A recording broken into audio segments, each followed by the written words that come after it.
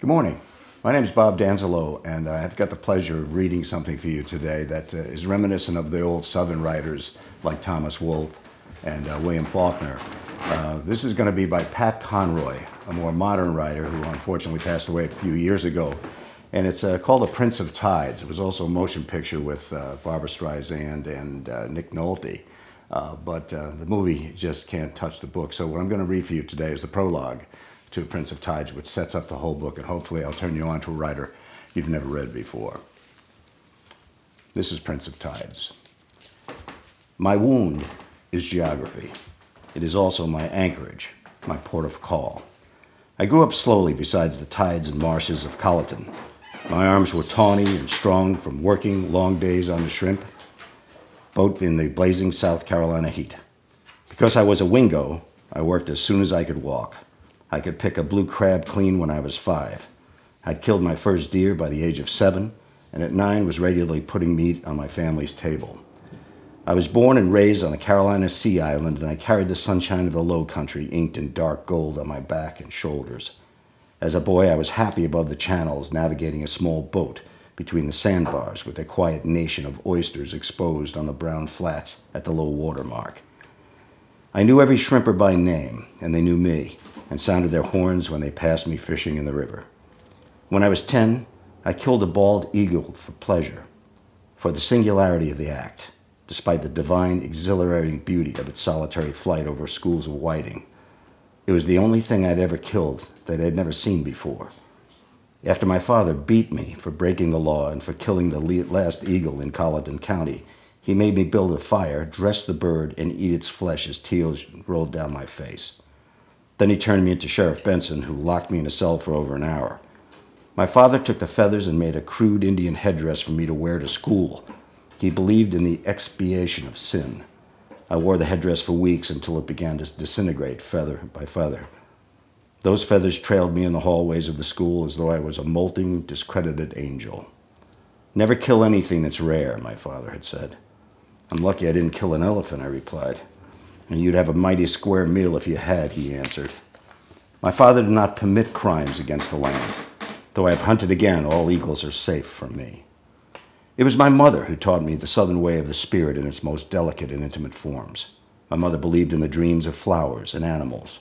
Before we went to bed at night as small children, she would reveal to us in her storytelling voice that salmon dreamed of mountain passes and brown faces of grizzlies hovering over clear rapids. Copperhead, she would say, dreamed of placing their fangs in the shin bones of hunters. Ospreys slept with their feathered, plummeting dream selves screaming through deep, slow-motion dives towards herring. There were the brute wings of owls in the nightmares of ermine, in the downwind approach of timber wolves, in the night stillness of elk. But we never knew about her dreams, for my mother kept us strangers to her interior life. We knew that bees dreamed of roses, and roses dreamed of the pale hands of florists, and that spiders dreamed of luna moths adhered to silver webs. As her children, we were the trustees of her dazzling evening songs of the imagination, but we did not know that mothers dreamed. Each day she would take us into the forest or garden and invent a name for every animal or flower we passed.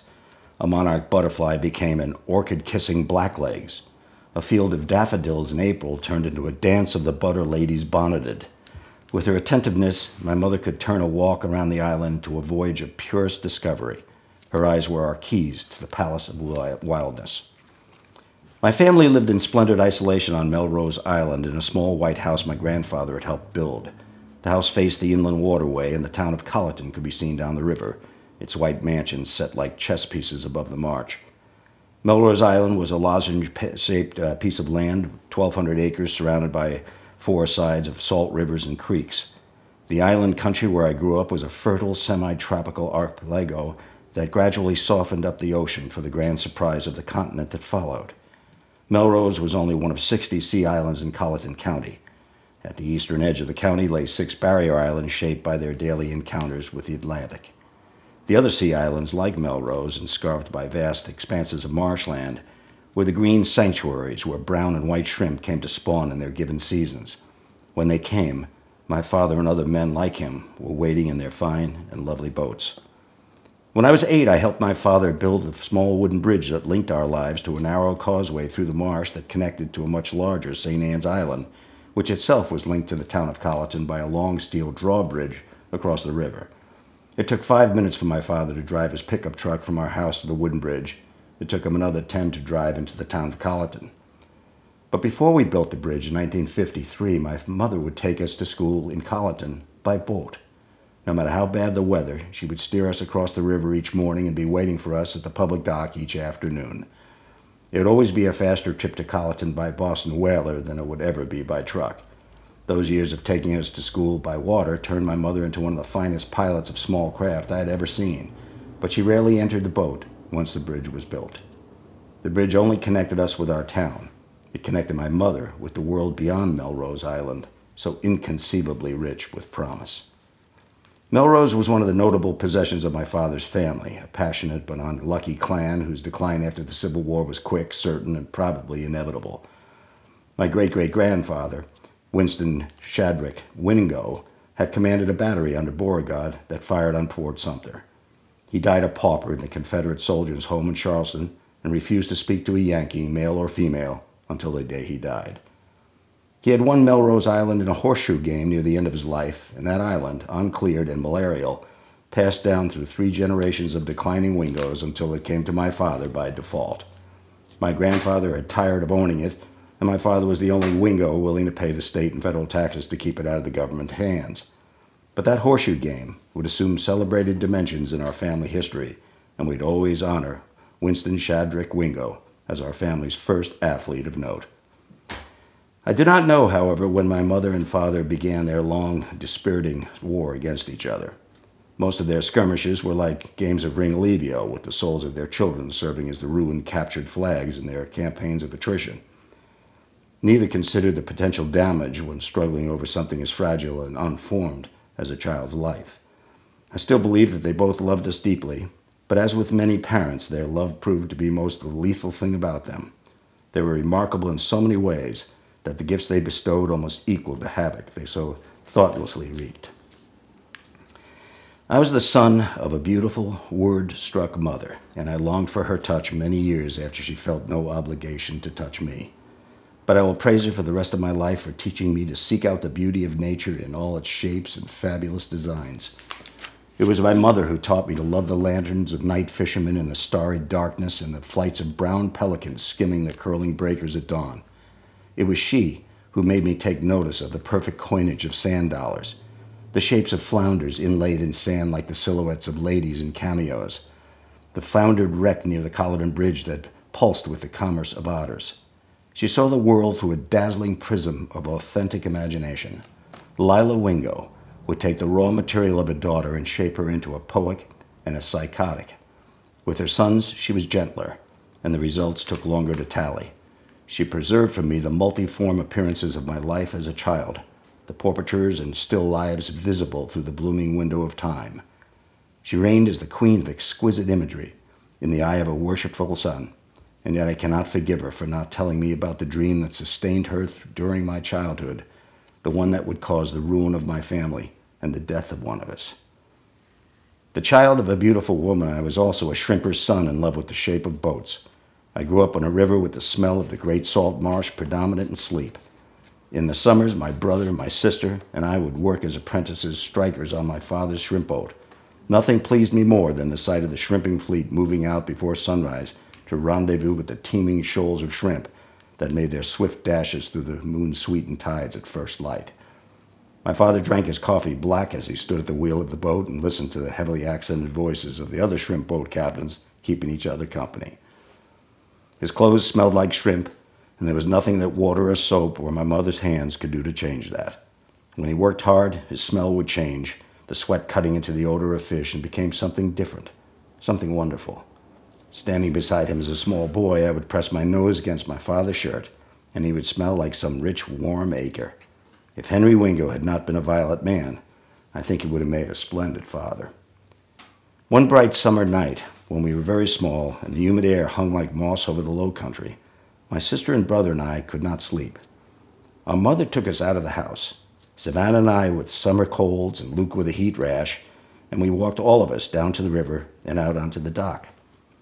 "I have a surprise for you, my darlings," our mother said as we watched a porpoise move towards the Atlantic through the small metallic waters. We sat at the edge of a floating dock and stretched our legs, trying to touch the water with our bare feet.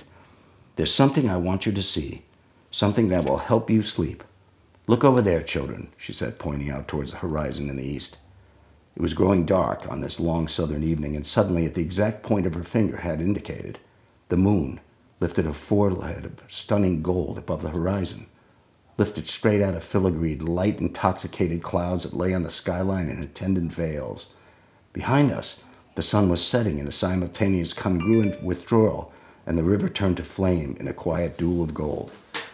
The new gold of moon, astonishing and ascendant, the depleted gold of sunset extinguishing itself in the long westward slide. It was the old dance of days in the Carolina marshes, the breathtaking death of days before the eyes of children until the sun vanished, its final signature, a ribbon of bullion strung across the top of water oaks. The moon then rose quickly, rose like a bird from the water, from the trees, from the islands, and climbed straight up, gold, then yellow, then pale silver, silver bright, then something miraculous, immaculate, and beyond silver, a color native only to southern nights. We children sat transfixed before that moon our mother had called forth from the waters. When the moon had reached its deepest silver, my sister Savannah, through our only three, cried aloud to our mother, to Luke and to me, to the river and the moon, "Oh, Mama, do it again!" And I had my earliest memory. We spent our formative years marveling at the lovely woman who recited the dreams of egrets and herons, and who could summer moons, banish suns to the west, then recall a brand new sun the following morning from far beyond the breakers of the Atlantic. Science was of no interest to Lila Wingo, but nature was a passion. To describe our growing up in the low country of South Carolina, I would have to take you to the marsh on a spring day and flush the great blue herring from its silent occupation, scatter marsh hens that we sink to our knees in mud, open you up an oyster with a pocket knife and feed you from its shell and say, "There, taste that. That's the taste of my childhood." I would say, breathe deeply, and you'll breathe and remember the smell for the rest of your life, the bold, fecund aroma of the tidal marsh, exquisite and sensual, the smell of the south in heat, a smell like new milk, semen, spilled wine, all perfumed with seawater. My soul grazes like a lamb on the beauty of those indrawn tides. I'm a patriot of a single geography on the planet. I speak of my country religiously. I'm proud of its landscape. I walk through the traffic of cities, cautiously, always nimble on the alert, because my heart belongs in the marshlands. The boy in me still carries the memories of those days when I lifted crab pots out of the Colleton River, before dawn, when I was shaped by life on the river, part child, part prince of tides. Once, while sunning ourselves on a deserted beach near Colleton, Savannah shouted for Luke and me to look out towards the sea. She was screaming and pointing towards a school of pilot whales that had risen out of the sea in a disoriented pack. They surged around us, past us, until 40 whales, dark and glistening like cordovan, lay stranded and doomed on the shore. For hours, we walked from the back to back of the dying mammals, speaking out to them in the cries of children, urging them to return to the sea. We were so small, and they were so beautiful. From far off, they looked like the black shoes of giants. We whispered to them, cleared sand from their blowholes, splashed them with seawater, and exhorted them to survive for our sake. They had come from the sea mysteriously, gloriously, and we three children spoke to them, mammal to mammal, in the stunned, grieving canticles of children, unfamiliar with willful death.